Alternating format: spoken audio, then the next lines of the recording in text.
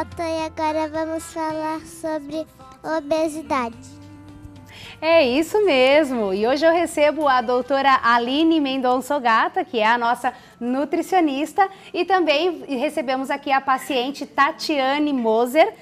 É só corrigindo o nome dela, eu tinha falado Tatiana, é Tatiane Moser, que é paciente da doutora Aline, já foi obesa, está em tratamento, já perdeu bastante peso e é sobre isso que a gente vai conversar hoje. Afinal de contas, hoje é o Dia Nacional de Prevenção e Combate à Obesidade. Boa tarde, doutora Aline, tudo bem? Boa tarde, tudo bom? Bem-vinda novamente ao nosso programa. Obrigada. Boa tarde, Tatiane, obrigada pela disponibilidade. Boa tarde, eu que agradeço. Imagina. Doutora Aline, hoje é um dia bem importante e pela OMS, a pesquisa que é feita, a nossa população está cada vez mais obesa e desde muito cedo, né? Acho que é um tema importante da gente falar não só para os adultos, mas também para a criança. Hoje em dia as crianças já estão obesas cada vez mais cedo. Esse controle, essa falta de controle, na verdade, é devida só à alimentação ou não? Não, na verdade, assim, a obesidade, por definição, é o acúmulo de gordura corporal. Só que você tratar acúmulo de gordura corporal é muito simplista. Quando a gente fala em obesidade hoje, a gente está falando de uma síndrome metabólica. O que significa isso? É uma doença que envolve diversas doenças pelo aumento de peso, como por exemplo, diabetes, a pressão arterial, doenças inflamatórias, resistência periférica à insulina, enfim, uma infinidade de doenças associadas a esse aumento de peso. Então, o tratamento hoje é um tratamento com síndrome. Síndrome significa várias doenças associadas. Então, o tratamento é muito complexo. Por que a gente está ficando cada vez mais obeso? Primeiro, sedentarismo, né? A nossa população está ficando cada vez mais sedentária. Eu sempre uso muito assim, o comentário do meu pai, que ele fala assim, mas eu comia banha de porco, ok? Só que você criava o porco, cortava a lenha para botar fogo, né? Hoje em dia a gente vai lá e aperta o botão. Então não é só o sedentarismo por falta de atividade física na academia, é o sedentarismo do dia a dia. Nosso carro tem a direção hidráulica, o vidro do carro é elétrico, a gente não levanta mais para mudar o canal da televisão. E a alimentação. Essa alimentação facilitada, essa alimentação industrializada, desculpa, ela vem acarretada de uma série de gordura, sódio, conservantes, espessantes, e aí a gente está perdendo aquela comida básica do arroz, o feijão, a batata, e isso está desencadeando a obesidade. Então, na verdade, para fazer esse controle e a prevenção da obesidade, é necessária a mudança de hábito alimentar. Um exemplo, vou fazer de uma forma assim bem pejorativa, mas é ter os hábitos que os nossos avós tinham. Eu seria brinco o que ideal. A gente está, graças a Deus, evoluindo. Evoluindo, né? Porque essa retomada dos hábitos antigos, hábitos saudáveis, né? Tu ir trabalhar de bicicleta, final de semana, o que a gente faz com as nossas crianças hoje, final de semana? A gente vai para um parque, geralmente tudo elétrico, né? Por que não botar essa criança na bicicleta, dar uma voltinha de bicicleta? Então, é mudança de vida. Não adianta eu simplesmente querer fazer uma dieta, que eu sozinha, nutricionista, eu não dou resultado para ninguém. Né? É equipe multidisciplinar. Às vezes, um endocrinologista vai ter que entrar na história. Existem as cirurgias hoje bariátricas. A atividade física é fundamental. Eu não consigo só com dieta. Tá? Seria muita arrogância da nutrição dizer que com nutrição a gente resolve a obesidade. Não, é equipe multidisciplinar. Tá certo. Você selecionou algumas imagens para exemplificar para a gente a obesidade e também o tratamento que é ideal, né? Isso. Para isso. Vamos acompanhar então a primeira imagem. Essa é uma imagem que mostra os dois tipos principais de obesidade, né? Que é a ginoide, que é a tipo pera e a tipo maçã, mais popularmente falando, né? A tipo pera é aquela gordura mais de quadril, de glúteo, né? Que ela é uma gordura menos perigosa para a saúde, mas mais difícil de ser perdida, que é a tal da gordura localizada, tá? Certo. E a tipo maçã, que é aquela mais abdominal, ela é uma gordura muito mais prejudicial para a saúde, até pela proximidade com os órgãos, né? Mas ela é também uma gordura mais fácil de perder, ao contrário que muita gente diz, minha barriguinha eu não consigo perder. Se a gente comparar os dois tipos de obesidade, a tipo pera, que é aquela de culote, ela é mais fácil de perder, mas a outra é a mais perigosa para a saúde. Entendi. Próxima imagem. Aqui o que eu falei da síndrome, né? Então, o centro ali é a obesidade e ao redor dela tudo que pode desencadear, tudo que pode estar associado à obesidade. A gente tem a resistência à insulina, hipertensão, dislipidemia são os níveis de colesterol alterados, tanto o ruim muito alto e o bom muito baixo. Doenças vasculares, como a própria retenção, doenças como varizes, disfunções no rim, no fígado, gordura no fígado, alguns tipos de câncer. A gente tem hoje uma série de cânceres que a gente consegue comprovar o aumento de peso desencadeando alguns tipos de câncer, porque o tecido gorduroso, o tecido adiposo, ele é um tecido endócrino, ele produz hormônio, né? E isso pode desencadear alguns tipos de câncer. Perfeito. Tá? Próxima imagem. Aqui que você falou da obesidade infantil, né? Então, hoje a gente tem que entrar muito sério na questão da obesidade infantil, porque os mostram que crianças que entram na vida adulta, né, na adolescência, obesos, terão uma chance muito alta, e isso passa de 50% de serem adultos obesos. Né? Então, essa imagem ela mostra que aos 2 anos, se for gordinho, a chance aos 5 anos dele ser gordinho aumenta para 35%. Se aos 5 anos ele for gordinho, a chance de aos 7 anos ele ser obeso é 50%. E se aos 7 anos ele for obeso, a chance dele ser um adolescente obeso aos 10 anos passa para 80%. Então, a obesidade infantil ela tem que ser combatida. Né? Como que a gente trata a obesidade infantil? Tratando os pais. Porque a criança não tem autonomia para ir no mercado.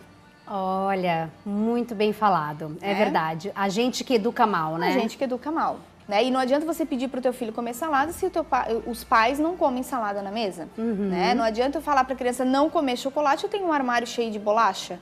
Então a educação começa com os pais. Claro, o bebê não nasce com hábito alimentar, Não. é a gente que oferece, né, Não. doutora? Inclusive a criança não tem nem paladar doce e salgado. Ela sabe o que é o doce do leite materno e o que é o salgado, mas ela não conhece o muito doce e o muito salgado. Então a gente vê mães que botam açúcar no Nescau, né? Que acrescentam sal na pipoca.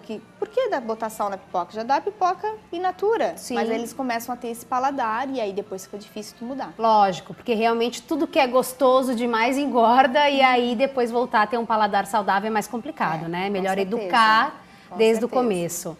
Perfeito. Próxima imagem? Aqui algumas imagens, né? Olha só, as crianças na televisão e a quantidade de oferta de comida que eles têm. Provavelmente, a gente vê muito isso no consultório, pai e mãe que trabalham o dia todo e acabam compensando essa ausência com coisas que as crianças gostam. Né? Meu filho gosta de comer amendoim, meu filho gosta de comer isso, então eu vou dar porque eu não estou em casa. Certo. É bem isso mesmo que acontece. A gordura abdominal, né? Bem característica. Perfeito. Mais Outro exemplo de gordura abdominal. né, que são as dificuldades. Olha essa imagem. Essas são 2 irmãs que elas se tornaram modelos, né? Modelos. Modelos. E hoje elas estão fazendo uma campanha de combate à obesidade usando as próprias imagens. Então é uma campanha bem interessante que elas estão participando e elas estão se expondo, né? E eu acho que isso deve ser muito difícil. Claro. E elas estão fazendo essa campanha e nos Estados Unidos está dando um resultado bem impactante essa campanha. Sim, porque é uma imagem realmente chocante, né, Choca, doutora? choca. E tem solução? Um caso como esse? Tem. Naquele caso, ela vai emagrecer, né? Mas ela vai ter que ir depois para cirurgia plástica, com certeza. Entendi. Né? Porque a pele, ela tem uma capacidade de elasticidade, né? E essa pele, ela não retorna. Então, ela vai ter que ir para cirurgia plástica depois. Tá certo. E aí, os riscos, doutora? Para quem é obeso, os riscos de saúde quais são? São muitos, né? A gente mostrou ali aquela imagem da síndrome metabólica, então, várias doenças associadas.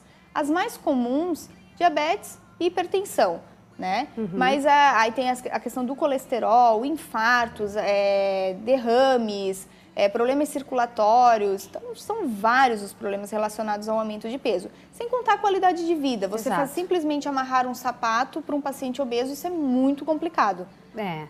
Verdade.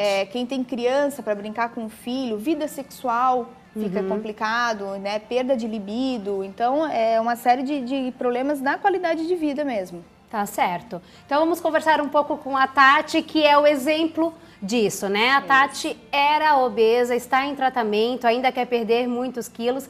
Quantos quilos você pesava, Tati?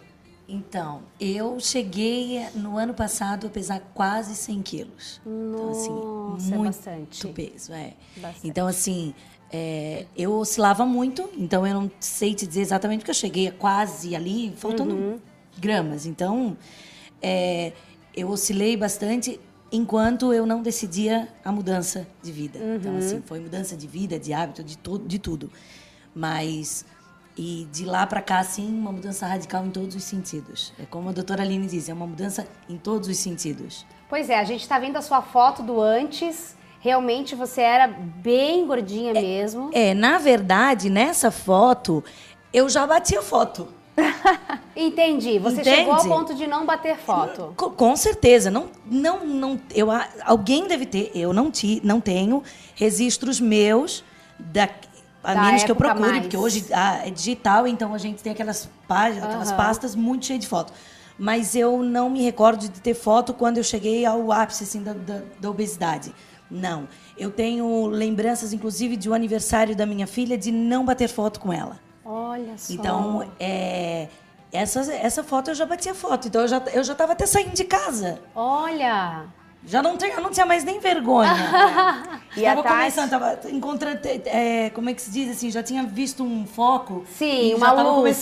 começando a querer bater as asinhas. Ó, essa foto dela Olha é só, linda, né? de agora. essa foto é olha agora. a diferença, o antes e o depois. Essa é foto muita faz agora uns diferença, Tati. 20 dias, um mês mais ou menos. E como era a sua vida antes? Não era. Que vida. Não Não tinha era. vida. Não E era. como você chegou a um peso tão grande? Aí assim, eu tive a segunda gravidez e com ela veio uma depressão bem grande. Então, assim, eu engordei 30 quilos na gravidez. Então, assim, aí depois eu comecei a recuperar, assim, depois que ela nasceu, eu recuperei, foi tudo, não tudo, né? Uma parte. Mas aí eu comecei, aquele período de que a gente não se sente mulher, se sente mãe. Sim. Então eu relaxei, disse, agora eu sou mãe, não estou mais trabalhando, vou cuidar das minhas filhas e vou ficar em casa. E aí eu acabei com tudo. Eu acabei relaxando tudo.